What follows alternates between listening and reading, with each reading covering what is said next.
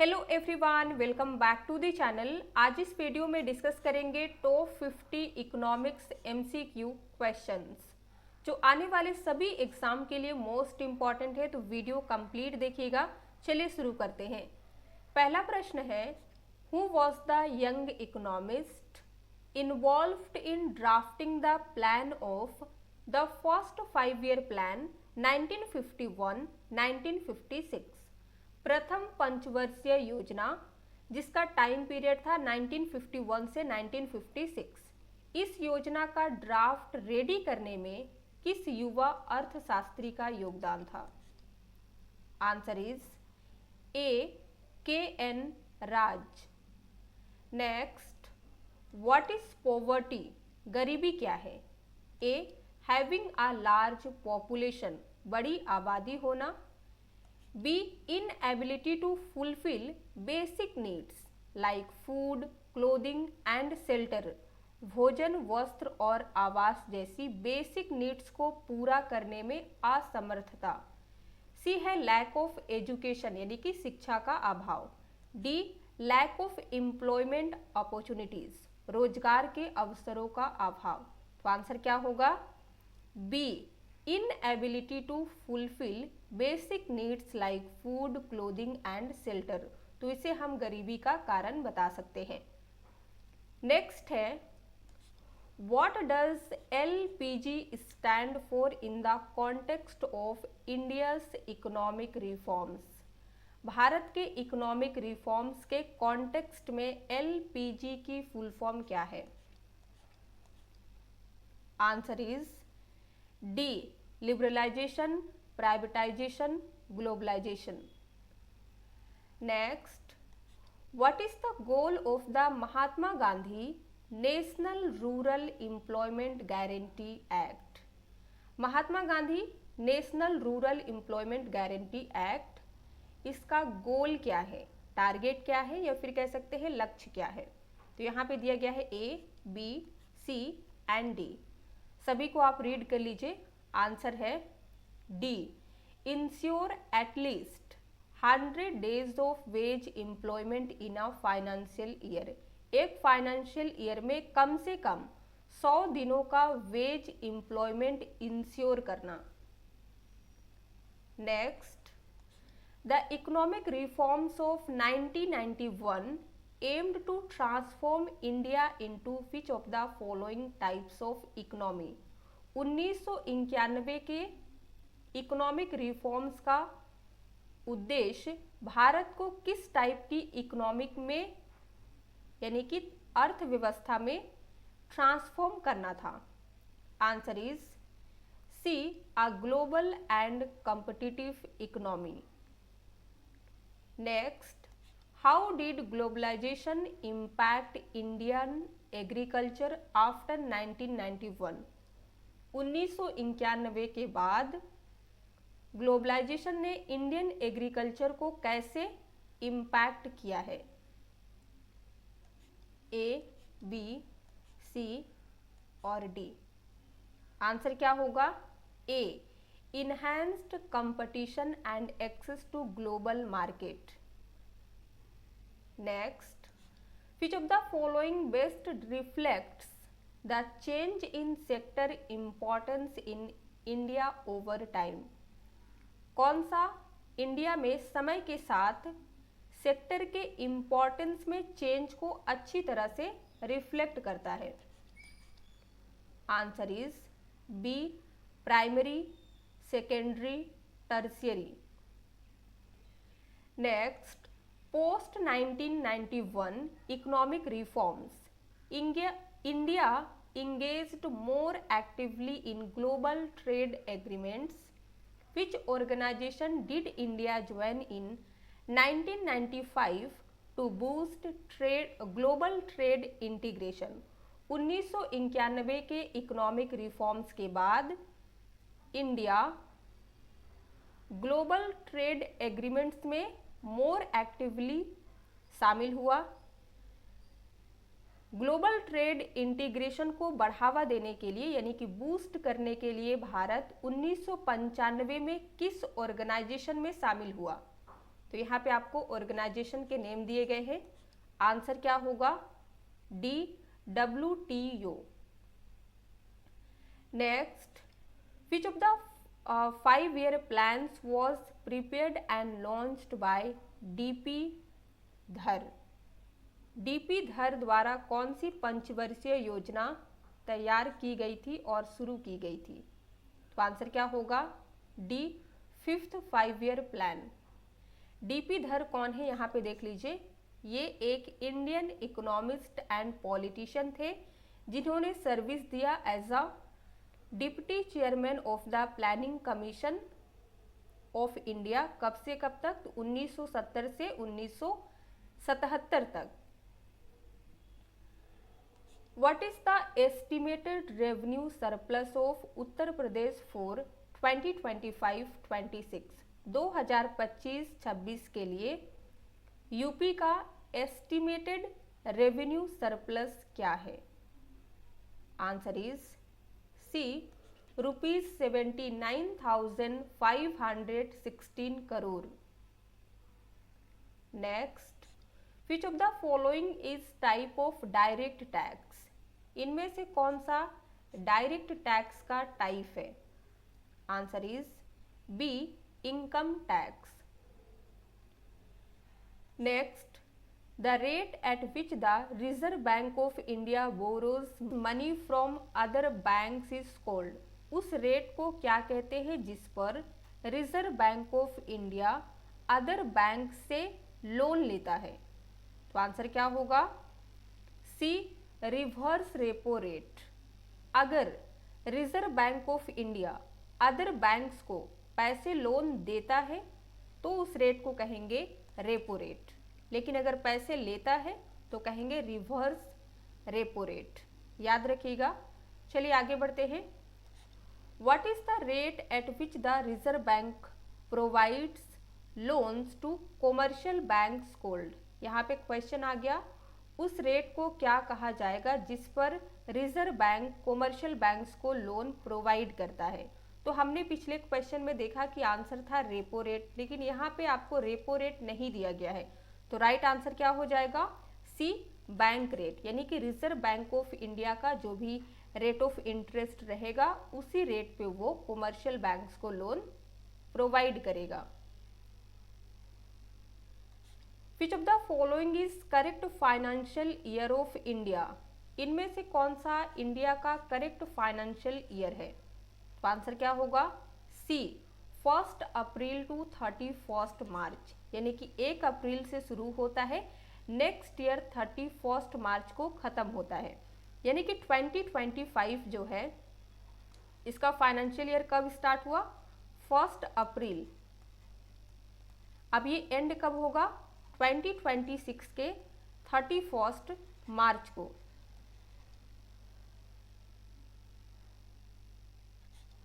What is the tenure of the Central Board of Directors in Reserve Bank of India? Reserve bank of India के central board of directors का tenure यानी कि कार्यकाल कितना है? Answer is C, 4 years। The coexistence of inflation and unemployment is called. Inflation को कहते हैं मुद्रास्फीति एंड अनएम्प्लॉयमेंट को बेरोजगारी। तो मुद्रास्फीति और बेरोजगारी के कोएग्जिस्टेंस को क्या कहा जाता है? तो आंसर क्या होगा? सी, स्टैगफ्लेशन। अब हम लोग समझेंगे headline inflation, core inflation, stagflation and deflation क्या होता है। तो हाँ, यहाँ पे इन शॉर्ट में देखते हैं। Headline inflation, inflation including all items, example food and fuel. तो ऐसे इन्फ्लेशन को कहेंगे हेडलाइन इन्फ्लेशन। नेक्स्ट है core inflation, inflation excluding food and fuel, तो इसे कहा जाएगा कोर इन्फ्लेशन। स्टैगफ्लेशन क्या होता है? इन्फ्लेशन प्लस स्टैग्नेशन यानी कि high unemployment plus low growth. फिर है deflation, fall in general price level. General price level में अगर डाउनफॉल आता है तो उसे हम डिफ्लेशन कहेंगे। An annual statement of the estimated receipts and expenditure of the government over the fiscal year is known as। वित्तीय वर्ष में सरकार की एस्टिमेटेड रिसिप्ट्स एंड एक्सपेंडिचर का एनुअल स्टेटमेंट किस रूप में जाना जाता है? Answer is D, budget. The annual financial statement which is presented as a part of budget is covered under which article of the Constitution of India? Annual financial statement जो budget के एक part के रूप में present किया जाता है, भारतीय संविधान के किस अनुच्छेद के अंतर्गत आता है? Answer is C, article 112। Double coincidence of wants is a feature of which system? जिसे हिंदी में कहते हैं आवश्यकताओं का दोहरा संयोग, किस सिस्टम की विशेषता है? Answer is b, barter system. यहाँ पे देखिए, in barter system exchange happens only when both parties want what the other offers. Barter system में क्या होता था? अगर आपके पास चावल है यानी कि राइस है, आप उसे किसी को दे के दाल में बदलना चाहते हैं, तो हमें एक ऐसी पार्टी खोजने पड़ता था जो दाल को बदल के चावल लेना चाहता हो। तो ये काफ़ी जो है डिफिकल्ट था। तो इस सिस्टम को रिमूव कर दिया गया जब से मनी सिस्टम आया। नेक्स्ट है, which economist is not related to indifference curve method? जिसे हिंदी में कहते हैं उदासीनता वक्र विधि। तो इससे कौन सा अर्थशास्त्री रिलेटेड नहीं है? तो आंसर इज डी, मार्शल। कौन कौन रिलेटेड है? तो Hicks, Pareto, Allen. As a banker to banks the dash also acts as the lender of the last report. बैंकों के बैंकर के रूप में dash last report lender of the last report के रूप में काम करता है।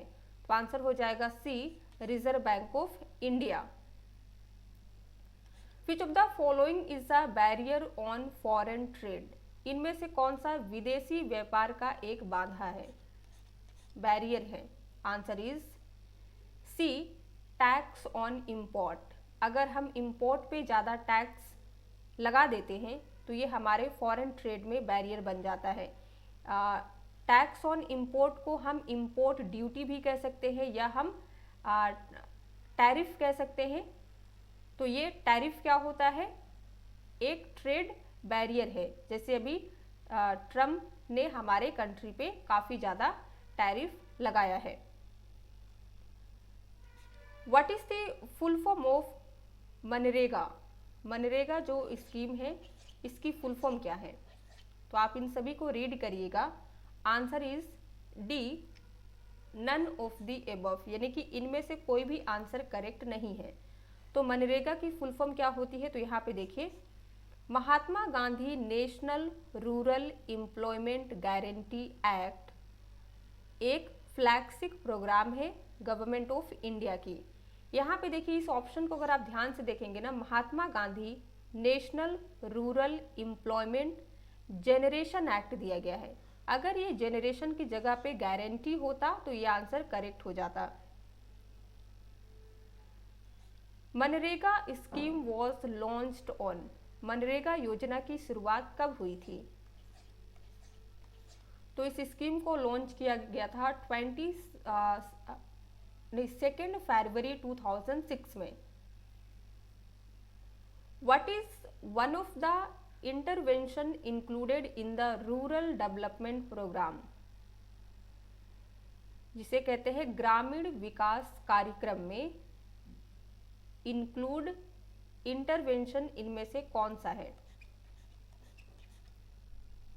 Answer is B, providing road connectivity to unconnected villages. When was the NITI Aayog established? NITI Aayog की स्थापना कब की गई? आंसर है 1 जनवरी 2015 में। प्रधानमंत्री रोजगार प्रोत्साहन योजना, जिसे कहते हैं PMPRPY, एक फ्लैगशिप स्कीम है सेंट्रल गवर्नमेंट की, जिसे इम्प्लीमेंट किया गया था किस मिनिस्ट्री के द्वारा? तो आंसर क्या होगा? B, ministry of labour and employment.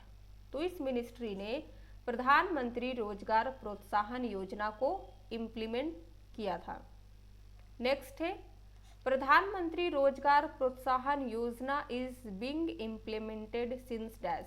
प्रधानमंत्री रोजगार प्रोत्साहन योजना कब से जारी की गई थी? तो आंसर हो जाएगा 2016 से। नेक्स्ट है, विच of the following is the tagline of the उड़ान स्कीम। उड़ान स्कीम जो है उसकी टैगलाइन क्या है? आंसर है सी, उड़े देश का आम नागरिक। लिबरलाइजेशन मीन्स, उदारीकरण का मीनिंग क्या होता है? इसे कहते हैं उदारीकरण। आंसर क्या होगा? C, reduced government control and restrictions. Business economics is called. Business अर्थशास्त्र को क्या कहते हैं? Answer is d, managerial economics. Any person having a saving bank account who is in the dash age group Pradhan Mantri Jeevan ज्योति बीमा योजना eligible for. कोई भी व्यक्ति जिसके पास सेविंग बैंक अकाउंट है और जो 18 to 15 एज ग्रुप का है, प्रधानमंत्री जीवन ज्योति बीमा योजना के लिए एलिजिबल है। तो आंसर हमारा ए होगा। इन विच 5-year plan Uttar Pradesh recorded highest industrial development. किस पंचवर्षीय योजना में यूपी में सर्वाधिक इंडस्ट्रियल डेवलपमेंट रिकॉर्ड किया गया? तो आंसर है सी, 6th 5-year plan.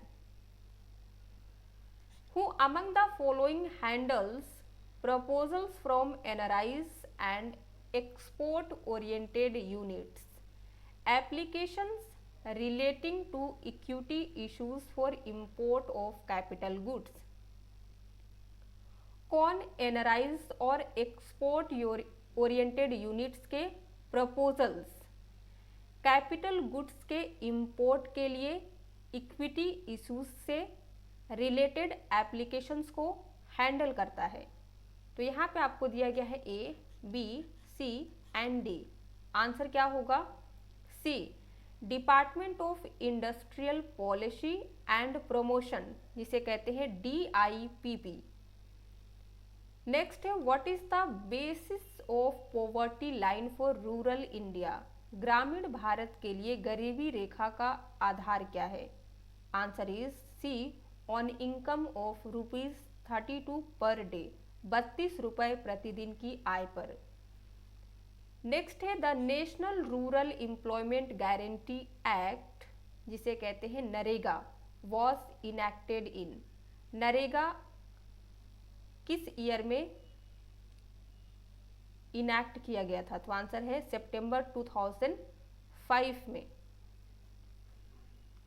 What is the correct order of components in the balance of payments or BOP? Answer is A, current account, capital account, financial account. Next, the balance of payment account of economy is related to the agriculture sector, external sector, government sector या फिर private sector. Answer is B, external sector. किसी economy का balance of payment account external sector से related होता है। Next है, India's economic planning can not be said to be, Bharat की economic planning के बारे में क्या नहीं कहा जा सकता है? तो आंसर क्या होगा? B, imperative. इंडिया की इकोनॉमिक प्लानिंग को इम्पेरेटिव यानी कि अनिवार्य नहीं कहा जा सकता है। यहाँ पे हम लोग समझते हैं इम्पेरेटिव प्लानिंग जिसे कहते हैं अनिवार्य योजना, कंपल्सरी, सेंट्रलाइज्ड, जैसे कि सोशलिस्ट, कम्युनिस्ट कंट्रीज, जिसमें आएगा सोवियत संघ होता है। India never had full imperative planning, यानी कि भारत में कभी भी फुल अनिवार्य योजना नहीं रही। नेक्स्ट है economic survey is published by, economic survey किसके द्वारा जारी किया जाता है? Answer is a, ministry of finance. Mahatma Gandhi national rural employment guarantee scheme guarantees dash days employment to unemployment person in a year। Mahatma Gandhi की जो national rural employment guarantee scheme है, एक अनएम्प्लॉयमेंट पर्सन को एक वर्ष में 100 डेज की एम्प्लॉयमेंट की गारंटी देता है। तो आंसर हमारा डी होगा। नेक्स्ट है India is the largest producer, consumer, importer of. तो भारत पल्सेस यानी कि दाल का सबसे बड़ा उत्पादक, उपभोक्ता एंड इंपोर्टर है। नेक्स्ट है NAV in mutual funds stand for. Mutual fund में NAV की फुल फॉर्म क्या है? Answer is B, net asset value. Which is the first mutual fund established in India. भारत में स्थापित पहला म्यूचुअल फंड इनमें से कौन सा है? Answer is C, UTI। UTI की फुल फॉर्म है यूनिट ट्रस्ट ऑफ इंडिया, जिसे इस्टेब्लिश्ड किया गया था 1963 में। Mutual funds are regulated in the country by dash. देश में म्यूचुअल फंड्स को किसके द्वारा रेगुलेट किया जाता है? आंसर है b, securities and exchange board of India, और we can say SEBI. Banks worked over ₹4 trillion in which short-term borrowing platform in FY25। Financial year 2025 में बैंकों ने किस शॉर्ट टर्म बोरोइंग प्लेटफॉर्म में 4 ट्रिलियन से अधिक निवेश किया है? तो आंसर होगा बी, ट्रेप्स। यहाँ पे देखिए ट्रेप्स जिसे कहते हैं tree party repo. Financial year 2025 में बैंकों ने ट्रेप्स मार्केट में 4 ट्रिलियन रुपए से अधिक का निवेश किया है, यानी कि इन्वेस्टमेंट किया है, जो कि CCIL, जिसकी फुल फॉर्म है clearing corporation of India limited, इसके द्वारा बोरोइंग एंड लेंडिंग प्लेटफॉर्म जो है इसे मैनेज किया जाता है। फिर है CBLO replaced by ट्रेप्स in 2018। LAF को कहते हैं liquidity adjustment facility, repo and reserve repo operations with RBI, यानी कि RBI के द्वारा ये काम करता है। फिर है SDF standing deposit facility, use किया जाता है for absorbing surplus liquidity. Next है the headquarter of national bank for agriculture and rural development और नाबार्ड इज इन। तो नाबार्ड का हेडक्वार्टर कहाँ है? मुंबई में। Answer is D. How many banks were nationalised in India in the year 1969। 1969 में भारत में कितने बैंकों का राष्ट्रीयकरण किया गया था? आंसर है ए, 14। Next, dash is the oldest public sector bank of India. इनमें से कौन सा भारत का सबसे पुराना या कह लीजिए पहला पब्लिक सेक्टर बैंक है? Answer is B, Allahabad bank. And last is, who is the only prime minister to have served as the governor of RBI? RBI के गवर्नर के रूप में कार्य करने वाले एकमात्र प्रधानमंत्री कौन थे? तो आंसर हो जाएगा बी, मनमोहन सिंह। एक क्वेश्चन जिसका आंसर आपको कमेंट में लिख के बताना है। The national bank for agriculture and rural development, जिसे कहते हैं NABARD, was established in. Video पसंद आया हो तो लाइक कर दीजिए, शेयर कर दीजिए। चैनल पे नए हैं तो सब्सक्राइब किए बगैर मत जाइएगा।